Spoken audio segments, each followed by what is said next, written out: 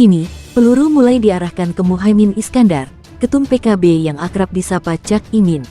Pasalnya, bukan saja karena Cak Imin mendampingi Anies Baswedan, tapi lebih karena Cak Imin telah memperbesar peluang kemenangan bagi Anies Baswedan. Kali ini, saudara sekalian, dia mencoba untuk membuat judul yang dimuat di oposisi cerdas ini dengan judul Operasi Menghabisi kata menghabisi dengan tanda petik Cak Imin dan PKB. Jadi tentunya analisa dia ini mungkin dengan sumber-sumber berita ya, ketika Cak Imin bergabung dengan Anies Rashid Baswedan sebagai cawapresnya Anies Rashid Baswedan.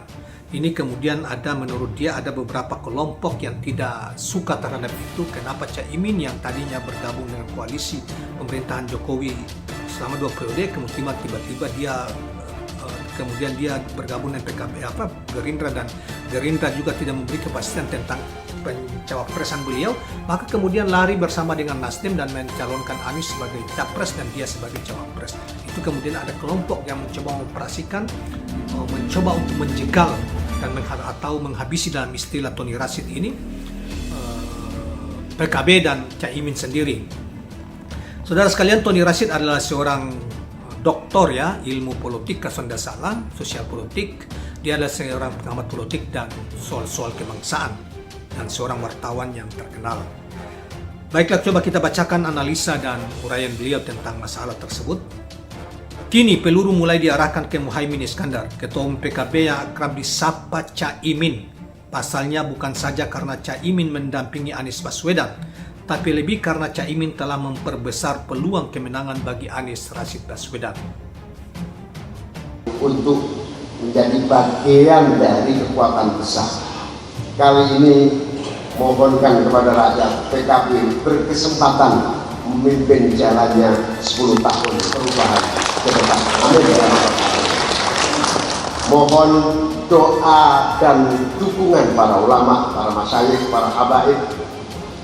PKB memiliki kesempatan untuk menyempurnakan pengalaman 20 tahun jalannya pemerintahan yang kami ikuti.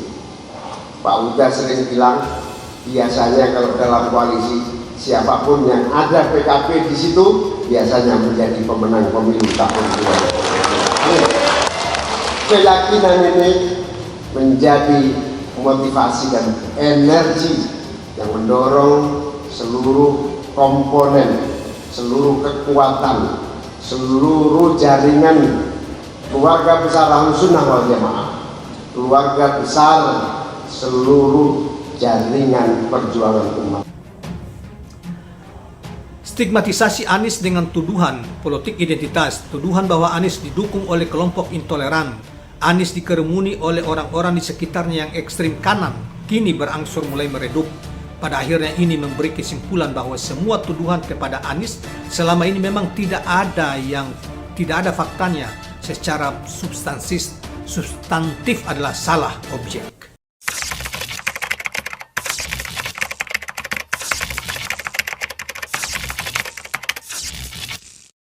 Kini, peluru mulai diarahkan ke Muhaimin Iskandar, ketum PKB yang akrab disapa Cak Imin. Pasalnya, bukan saja karena Cak Imin mendampingi Anies Baswedan, tapi lebih karena Cak Imin telah memperbesar peluang kemenangan bagi Anies Baswedan.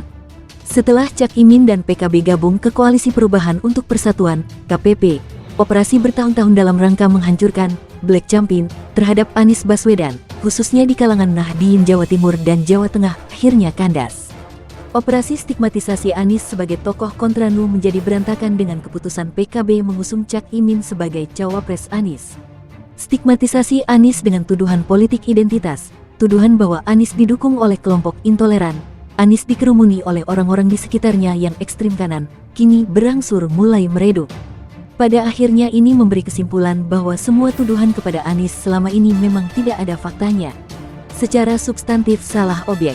Meski Anies Baswedan telah 5 tahun memimpin DKI Jakarta dan membuktikan bahwa semua tuduhan itu salah dan fitnah, tapi tidak cukup mempan untuk menghadapi gelombang operasi black campaign yang dijalankan secara sistemik dan dilakukan oleh orang-orang profesional.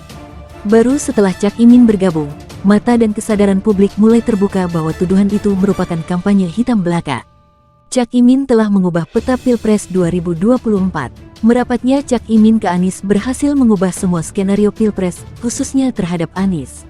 Satu-satunya cara yang saat ini dianggap efektif untuk menghentikan kemenangan Anies adalah habisi Cak Imin dan PKB.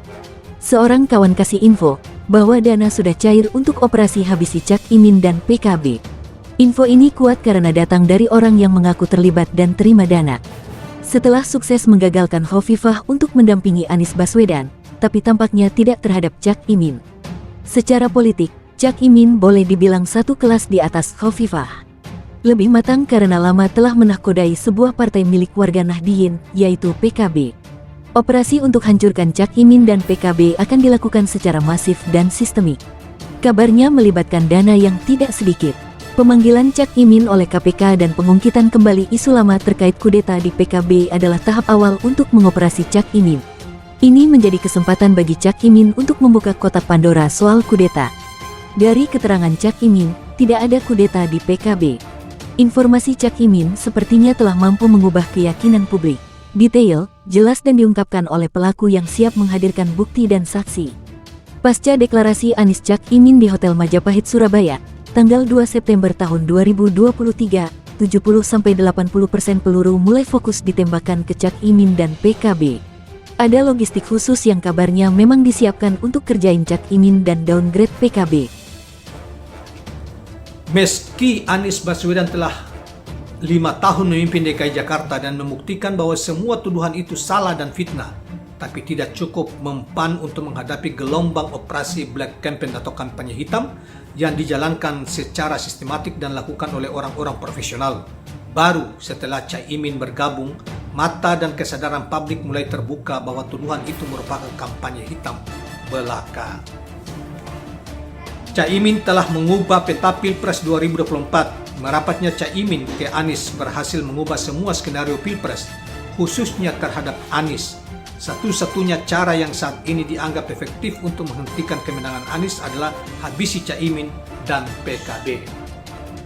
Seorang kawan ngasih info bahwa dana sudah cair untuk operasi habisi Cak Imin dan PKB.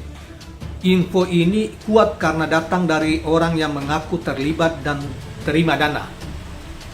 Setelah sukses menggagalkan Hovifah untuk mendampingi Anies Baswedan, tapi tampaknya tidak terhadap Cak Imin. Secara politik, Cak Imin boleh dibilang satu kelas di atas Hovifah, lebih matang karena lama telah mengahodai sebuah partai politik yang dimiliki oleh warga Nahdliyin, yaitu PKB. Saudara sekalian, sebagaimana diketahui, Cak Imin atau Muhaimin Iskandar ini memimpin PKB, Partai Kebangkitan Bangsa, hingga hari ini sudah 18 tahun. Termasuk lama sebagai seorang ketua umum PKB dan jatuh bangun, ya, kursinya kurang, kemudian bangkit kembali dan lain sebagainya. Operasi untuk menghancurkan Cak Imin dan PKB akan dilakukan secara masif dan sistematik. Kabarnya melibatkan dana yang tidak sedikit. Pemanggilan Cak Imin oleh KPK dan pengungkitan kembali isu lama terkait kudeta di PKB adalah tahap awal untuk mengoperasi Cak Imin. Ini menjadi kesempatan bagi Cak Imin untuk membuka kotak Pandora soal kudeta. Dari keterangan